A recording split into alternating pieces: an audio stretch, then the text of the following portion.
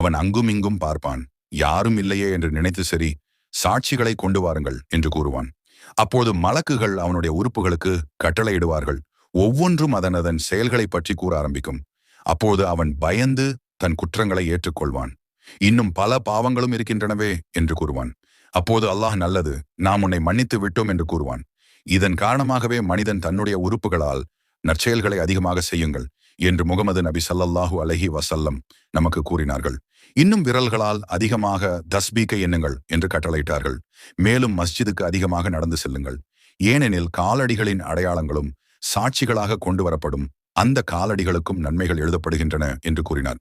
எளிதாக நல்லமல்கள் செய்ய நம்முடைய நபி எவ்வளவு அழகாக கற்றுத் தந்திருக்கிறார். நாம் தாம் நம்முடைய செயல்களை எளிதாக்க தஸ்பீக் மணியை கொண்டும் வாகனங்களை கொண்டும் அமல்களை வீணடிக்கின்றோம்.